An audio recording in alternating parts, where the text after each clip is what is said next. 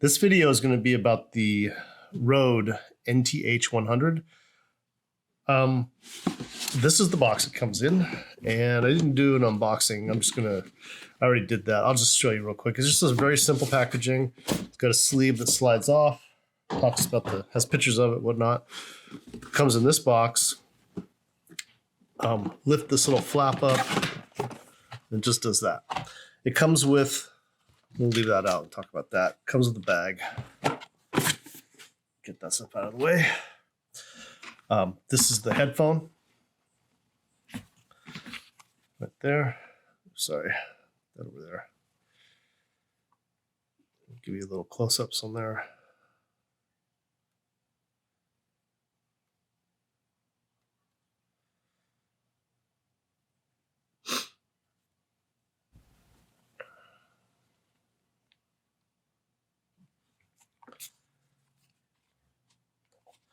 Inside, it's got this L, big R. We'll undo the cable here. It comes with a bag, really simple cloth bag. Pretty nice, actually. It's fine, you know. It comes with these little guys and a 3.5 adapter that screws on, which I like. So that stays intact. So 3.5. The screw on 2.5. Nothing fancy about the cable, but the cable stays straight. I took it out of the box and it just immediately was not, it just straightened right out. There was no kinking, no memory, no nothing. It's got kind of a smooth, soft, rubbery casing to the cord, and it does not catch on clothes, on the hair on your arm or anything. So that's a good thing. The cord, interestingly enough, let me looped it there. It goes, so you'll see that there are two holes here, 1 and 2, and it's not balanced. It's strictly 3.5 to this side or 3.5 to this side. Could you link two headphones together? I haven't tried that, and I don't know. Maybe. I don't think so. I don't think there's any output. It's strictly input. And they do this because this is supposedly Rode makes professional studio equipment, and this is in response to that, I guess. And it's meant for, people working in a studio, which is why they give you this bag of clips. So what you would do is you'd put, if we were gonna do this, is there a clip on here already? I don't think, oh yeah, there is. So there's a black clip on here. I'll take that off. See, and I can put this pink clip on here.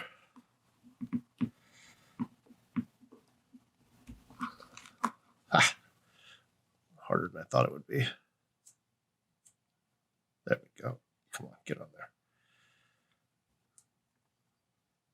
Okay, so it's got this pink clip on there now, and I'll go ahead and plug that back in. And then you'd do the same on the other side. You'd take the black clip off.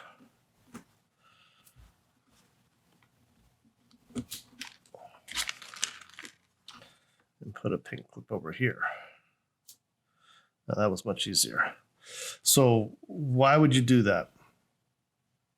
Because in a studio, there's a whole bunch of stuff plugged in, cables and whatnot. And so it could be that an engineer just unplugs his headphones and walks away with them and leaves the cable behind. And the next guy comes along and there's 5 cables plugged in, and he goes, okay, pink is plugged into here. So now I know which one's plugged into where. So I'm going to leave the pink. I think I like the pink. So that's what it comes with. Nothing fancy, no fancy box, no fancy accessories, and totally fine. I paid $149 for these from, where did I get these? B&H Photo? B&H Photo, that's right. I got these at B&H Photo. I like B&H Photo. They don't know me. They've never sent me anything, but I've purchased from them several times in the past. Once I had to send something back, they didn't give me any problem about it. Everything was cool with them, easy to deal with. Prices are fair. And I ordered these and I got them like 3 days later, I think. So, I like dealing with those guys. Anyway, I don't know them. So this is not I'm not gonna have any links to them or anything. And this is not me telling you to go use them. Let's talk about the headphones. I'll unplug this real quick. So cups are plastic. What's really nice is they have braille on both sides, and it's actual braille. So there's an L and an R on both sides. You can feel them, so you know which is which. This right here is made out of metal. It's like stamped steel or something. I don't know. They're not overly heavy. They're actually really light. Just as light as my HD 650s, if that's a reference for you guys, if you've tried those out, if you've used them, or if you have a pair. This cup is plastic. This arm piece is metal. This here is also some kind of spring steel. Goes up to a fabric like Alcantara. I would say just like Alcantara, or is Alcantara right up here. And I like that they do that. They don't try to put some faux vinyl leather fake thing on there to try and fool you or to make it look fancier than it is. It's just Alcantara. It's very, very soft and comfortable, easy to wipe off. The pad here is not a lot, but it's very soft. So nice, you know, easy to, very comfortable.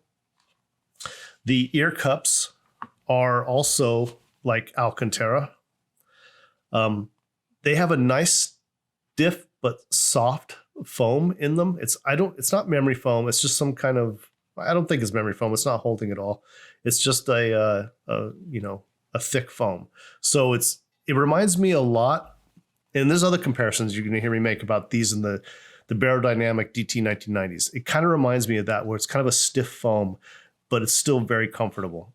It seems small, but I have small ears. So for me, this fits perfectly. My ear fits perfectly in here. It's very, very comfortable. I don't feel any, it's like perfect. I don't even feel it touching my ears. So no problem. I've worn them now for over a week, I think, straight, off and on every day. Listening to music and doing stuff for work, YouTube videos, other things. And not like 8 hours a day, but, a few hours a day I've been wearing these. And I've been very, very happy with the comfort level. Back to the build. Instead of using, the slider like where it's click, right? Instead of using that, which is super typical, like 99.9% of headphones have that. Instead, what they've got is you turn this thing sideways and it becomes very easy to move. And then once you set it, you just turn it back and it locks it in place. I really like that. These things have not budged since I set them for my head, a week or so ago. Very, very comfortable. Other thing on the build, this cup has this little gold-plated or brass-looking dot. Same thing on the other side. As far as I can tell, it doesn't do anything. I don't really know what it's for. I think it's just for looks. I think that's all it is. I didn't see anything in the instructions talking about it. So I think it's just for looks. And it is kind of cool, I guess. The wires come out here. Again, they really went out of their way on this, and I like it. They made R is red for right. They've got the braille of the R on here. And then inside the ear cup, it's also a big R. I really like that. They make it so easy, because I can't tell you the number of times I've fiddled around with cables and things and is this the right side? Is that the left side? Which one is it? And I'm trying to find the little R, because they usually print it. Yeah, the Focal is a really good example of that. Here's the Focal Elijah. Any R's or L's in there? No. Down here in the very bottom, there's a little, which you can probably barely see. It's just imprinted into the plastic. It's not a different color, R and an L. So you kind of have to know by the way they fit. And I'm so used to them now that I do. But that's a really good example of which one, the difference between right and left. These feel very well made. They're very comfortable. The design features are really nice. The way they move, pull apart really easy, not too easy. The clamp force is good. So that's the thing.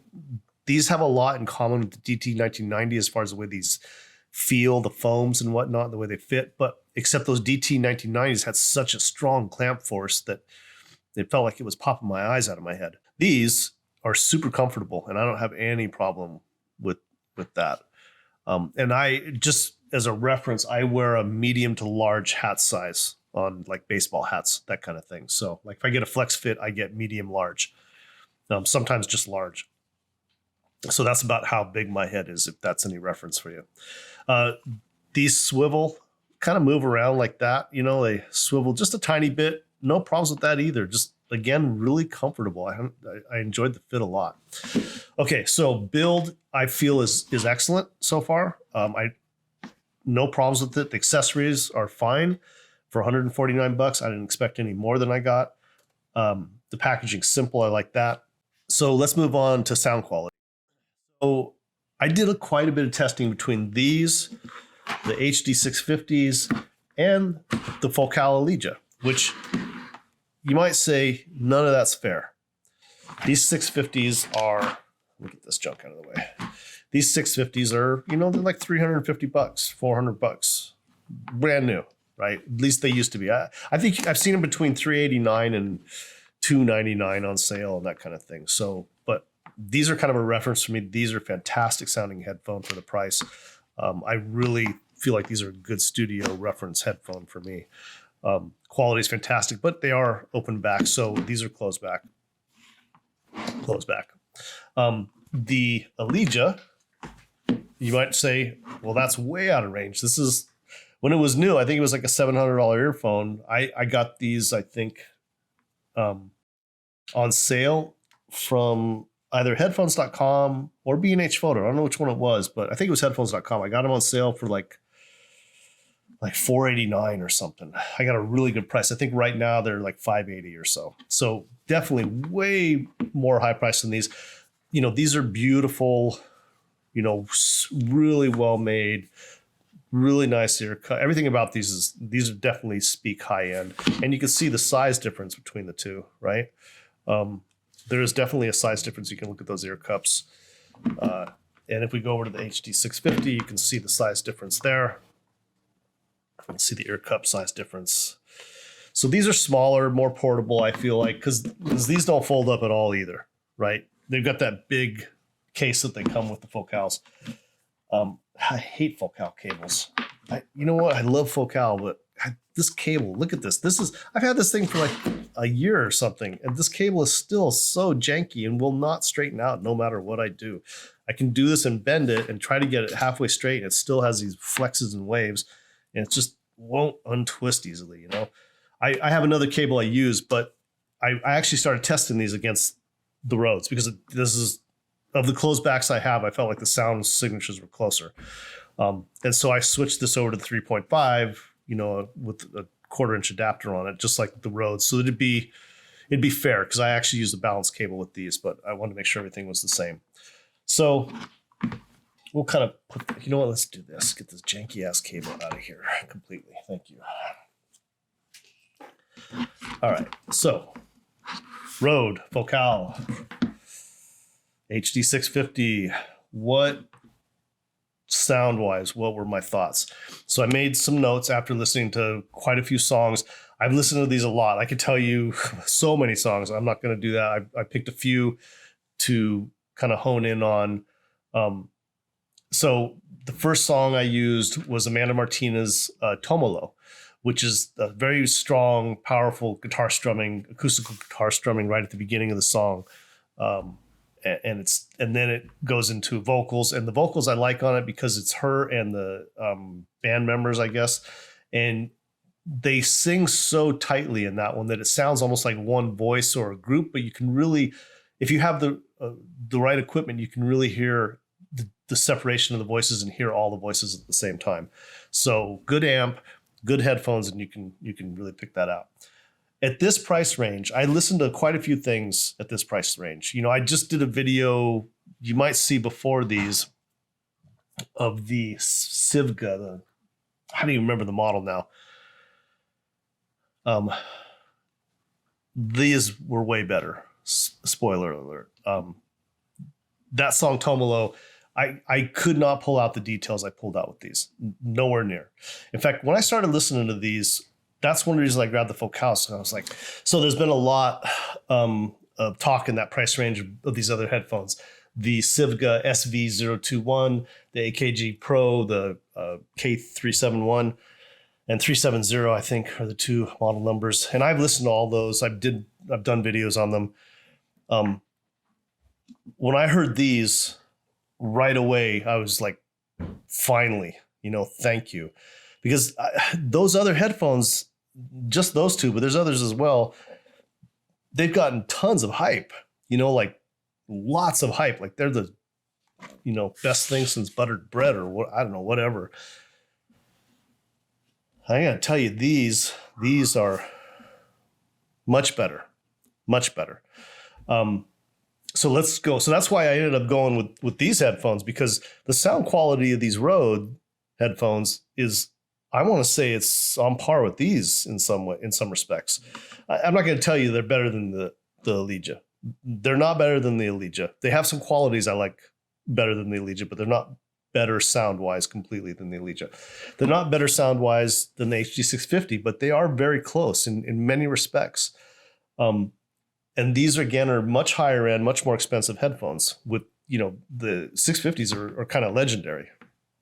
So for these to be able to do that, I was really surprised and delighted, because I've been looking for something in this price range that I can recommend to people. I have friends that ask me all the time. A lot of my friends know about my channel, and they're like, dude, I need a set of headphones to take on a trip with me, or I need a set of headphones to work at my desk, or whatever. I get questions all the time, and most of my friends, people I know, they're not like me. They're not audiophiles. They're not going to spend, they want something that sounds good, but they're not going to spend, $150. That's kind of the limit. And not that they don't have money, they don't want to spend that. So if I recommend these, I'm 100% sure they're good, right? I have no problem recommending these. Let's get into the sound again. Tomolo. I did a lot of testing, especially with the Elysia. And on the upper end, the Elysia is clearer and more airy. For sure it is. The Rode has the same level of detail. When that guitar strum kicks in and I can hear the cymbal in the background and the other instruments, and then they start to sing, I enjoyed it almost equally on both headphones. The Rode is warmer, a little bit warmer, not much. For me, I want to say the Rode has this kind of studio monitorish sound. And you heard me bring up Barodynamic, the DT1990, because to me, and I don't have it here to tell you, so it is a little bit from memory, but I did recently have them, and I just loaned them out. The 1990s, for me, I just right away went, wow, these sound like the 1990s. They have a very studio monitorish sound, very flat kind of referencey sound to them. But it's a sound that I like. It's a tight, clean sound. Not as clear as the Elysia. The Elysia, much like the Focal Clear, has a very clear, airy sound to it. And I really enjoy it. But I think I actually like the bass better on these Rodes than I do on the Elysia. The bass is more impactful, but not like bumped up bass. It doesn't seem exaggerated to me. It just seems more correct, I guess. I can feel the bass presence in songs where I can't really feel it on the Elysia. That's for me, that the Elysia, the bass is not that great. It's okay. I really enjoy these headphones, but I actually do like the bass a little better on the Rode. The another song I did was, if you've ever heard of Jasmine Thompson, there's a song Loyal, is like the beginning song of that album, which is one of the better songs. It's got a really cool sound to it. I believe it is saxophone being played at the beginning of that album. And it could be electronic. I've never seen a video or seen her in person, so I don't know. But it sounds like a saxophone. And it has this clear, deep vibrato sound to it, that deep vibration that the saxophone can deliver when you're playing low notes on it. And it sounded very good on both of these. There's a cymbal in the background that you can pick up, and some other sounds as well. The Focal was clearer, like it had a clearer, airier sound, but the Rode, the bass came through a little bit better. And I enjoyed the song, I want to say, equally on these. Another song was De Cara El Pared, which you guys have heard me talk about before. It's from that soundtrack, The Truth About Charlie. That has these raindrops at the beginning and water coming down. And I like that song usually for detail. In fact, I would say 70% of the things I listen to that song with, I don't really like listening to the song. And that might sound weird to you, but it just doesn't move me to keep listening to it. With some things, headphones and some combinations, that song becomes like mesmerizing and I want to listen to the whole thing. I didn't get it completely, but I did get a very strong sense of that quality with the Rode more than the Focal. The Focal had a clearer, airier sound at the beginning, like it was very clear, the rain into the water, like very clear. The Rode had all the detail. I could hear the same detail. It just wasn't as clear, I guess. There was a little bit of a veil in the background, I guess you could say, with the Rode. But I actually enjoyed the song better on the Rode because her vocals were warmer and more involving with the Rode. And by involving, I mean I felt pulled in, like I wanted to keep listening to her. That's what I got with the Rode, more so than with the Elijah. With the HD650, I mean, when I was flipping back and forth between songs, when I did it with the Sivga, the SV021, when I was doing that testing with the HD650s and that one, I didn't even bother with the Elijah because it was not even close. There was no reason to bring it in. But with the HD650, it was starkly different, stark contrast to the quality of the sound, whereas the HD650s were so much better than the Sivga, like so much better. The Sivga were very, tuned, very V-shaped, and I didn't really like it. But the Rode was much closer to the 650. Yeah. So, I mean, at $149, and man, I can't find anything else that I can recommend at that price range that I think is better than these. The sound, everything I listen to Miles Davis. I listen to a bunch of rock and roll stuff. You know what? A really good example would be, there's a band I like from the 80s, and I don't know, some people probably don't even know. It's the SOS Band. And there's a bunch of songs in there. One of the songs is The Finest. And it has this really tight bass line in that song. Now, those guys, from what I remember, were all electronic. So the bass is an electronic drum set or keyboard, maybe. I don't know. Everything is electronically produced. And I don't always like that kind of bass, but they did a really good job with it. And so it had that kind of tight electronic sound to it. A lot of stuff I listen to doesn't reproduce it really well. Home stereos seem to produce it really well, but headphones and IEMs, not so much. Allergies are killing me right now. On that song, the Finest by the SOS Band, the bass line was super tight on these. I really enjoyed listening to it on these, and I don't like that on a lot of stuff. I typically like to listen to it on a home stereo because it seems to reproduce it better. But I really enjoyed it with these. It made me want to keep listening to the album. That's a good sign. When I'm listening to a set of headphones and I want to keep listening to my songs in my selection, in my library, over because I want to hear like how they sound on them, then that's a sign to me that I really am enjoying what I've got on. When I'm listening to it and it's more mechanical, like I'm doing it because I have to for the review, that's a sign that I don't really like what I'm listening to, and it's probably not going to get a great review.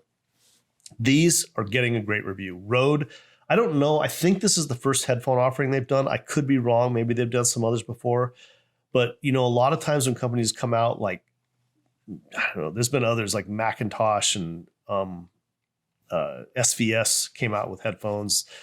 The Macintosh headphones sucked. I mean, they were terrible. The SVS ones were actually really good. I really liked those. I did a video on those too. But I guess my point is that sometimes when companies step off into this field, they don't always do their research real well, and they just kind of figure their name is going to carry and whatnot. But Rode did a fantastic job with these. I have to really hats off to them because the sound quality in these is fantastic. For the $149 mark, these play much higher up, much better. I would say there's lots of songs that I liked better on these than I did on my HD650 by a slight margin. The HD650 are one of my favorites, but there was a lot of stuff that I really enjoyed. And these are closed back and these are open, and open backs for me typically are better because they have a better sound stage and a little bit more clarity sometimes. But everyone hears what you're listening to, and you also hear all the background noises. I felt like with these, everything was right where it was supposed to be. Vocals were there supposed to be, treble was there supposed to be, bass. I didn't really feel like there was a lot of sub bass with these, but there was some, right? But they're not like super bassy. They're not super exaggerated. They are more of a reference sound. And I would say these are definitely would be something you'd use in a studio environment. I would give them my recommendation in that audiophile sense that I really enjoyed listening to music on these. They had a ton of detail, very clear. Imaging was good, not crazy, but good. Stage was a little bit tight against my head. I got to tell you, none of that stuff mattered. I kind of forgot to even listen for it because I just enjoyed listening to them. At $150 to $200, these are my pick, 100%. So I hope this video helps you. Have a great day, and thanks for watching.